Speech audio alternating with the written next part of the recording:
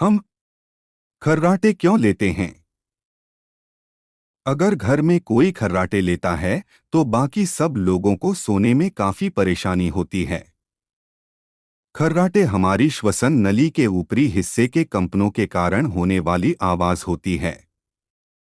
असल में श्वसन नली में जो झिल्लीदार अंग होते हैं, जिन्हें उपास्थि का सहारा नहीं होता है, कंपन करते हैं। यह कंपन रात को सोते समय मांसपेशियों के शिथिल होने के कारण होता है। इस शिथिलता के कारण श्वसन नली में हवा का प्रवेश द्वार छोटा हो जाता है और इस मार्ग में पड़ने वाले सभी झिल्लीदार हिस्से हवा का दबाव तीव्र होने पर कंपन करने लगते हैं। खर्राटे लेना कोई बीमारी नहीं है, बल्कि यह एक बीमारी का लक्षण है। यह एक विशेष तरह का निद्रा अवरोध होता है। इसमें न सिर्फ व्यक्ति खर्राटे लेता है, बल्कि उसे सांस लेने में भी काफी परेशानी होती है और उसके शरीर में ऑक्सीजन की मात्रा भी काफी कम हो जाती है। इस कारण व्यक्ति पूरी नींद नहीं ले पाता है और बार बार उसकी नींद खुलती है। इससे वह दिन में भी उनींदा रहता है। कुछ व्यक्तियों को खर्राटे लेने की आदत सी हो जाती है। ऐसा नहीं है कि खर्राटे सिर्फ युवा या बूढ़े ही लेते हैं, बच्चे भी खर्राटे लेते हैं। निमोनिया क्यों होता है? सर्दियों के मौसम में अक्सर लोगों को सर्दी जुकाम हो जाता है, लेकिन इस मामले में लापरवाही करना ठीक नहीं, क्योंकि निमोनिया के लक्षण भी इससे मिलते जुलते होते हैं। निमोनिया फेफड़ों की एक खतरनाक बीमारी है जो निमोकोकस एवं साइकोप्लाज्मा जैसे जीवाणुओं के संक्रमण के कारण होती है। ठंड लगना, बुखार आना, सीने में दर्द, कफ और सांस लेने में दिक्कत होना निमोनिया के लक्षण हैं। कई बार बलगम में रक्त भी आता है।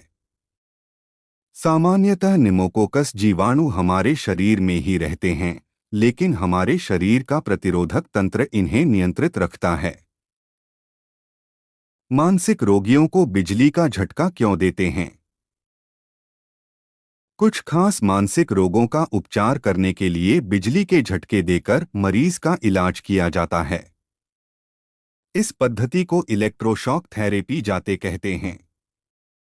मानसिक रोग का इलाज करने के लिए पहली बार 1938 में रोम में यू सेरलेट्टी तथा एल बिनी ने इलेक्ट्रोकन्वल्सिव थेरेपी का प्रयोग किया था।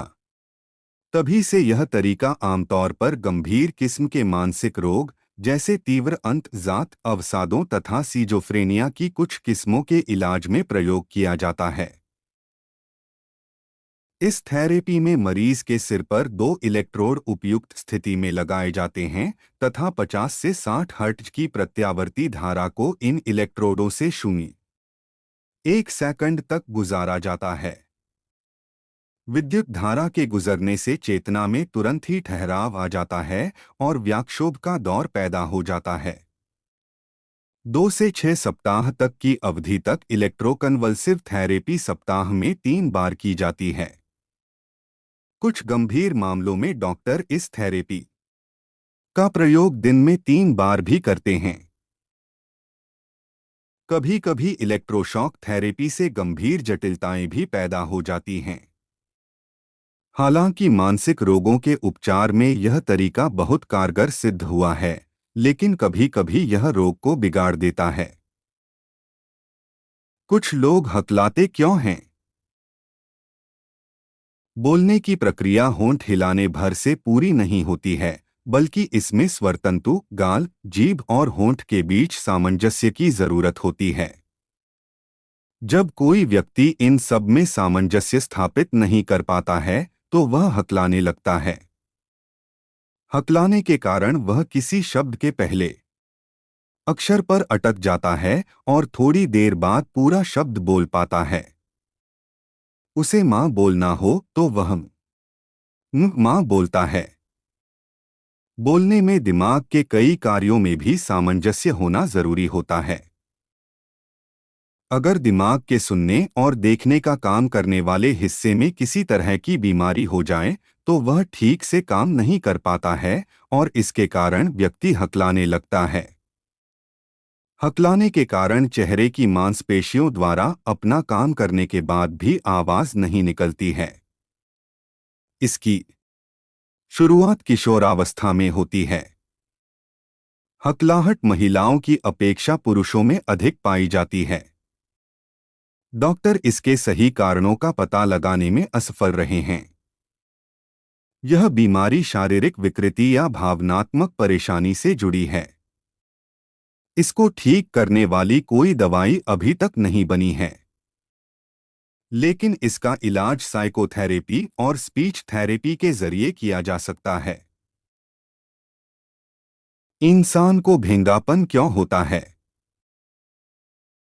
भगेपन के शिकार व्यक्तियों को कई नामों से पुकारा जाता है। इस बीमारी के शिकार व्यक्तियों की दोनों आंखें अलग-अलग दिशाओं में देखती हैं, इसलिए यह पता लगाना मुश्किल होता है कि वे वास्तव में देख किस तरफ रहे हैं। आइए देखें कि भेंगापन क्यों होता है। भेंगेपन को वैज्ञानिकों ने कई रूपों में वर्गीकृत किया है। इसके लिए मुख्यतः आंखों की नसें और मांसपेशियां जिम्मेदार होती हैं। हमारी आंखों की हरकत के लिए मुख्यतः 6 मांसपेशियां उत्तरदायी होती हैं। इनमें से 4 तो सीधी होती हैं, लेकिन 2 घुमावदार होती हैं। यदि इन 6 में से किसी भी मांसपेशी की नस में कोई खराबी आ जाती है तो उस पर मस्तिष्क का नियंत्रण कमजोर हो जाता है और वह सामान्य ढंग से काम नहीं करती। इसी के कारण आंखों की पुतलियों का मूवमेंट एक दिशा में नहीं हो पाता और ऐसा लगता है जैसे दोनों आंखें अलग-अलग दिशाओं में देख रही हों। वैज्ञानिक प्रगति के दम पर अब भेंगापन लाइलाज बीमारी नहीं रही है। इसके उपचार के लिए सर्जरी भी की जाती है और कुछ आर्थोप्टिक व्यायाम भी कराए जाते हैं, जिससे आंखों की कमजोर मांसपेशियां स्वस्थ हो जाएं।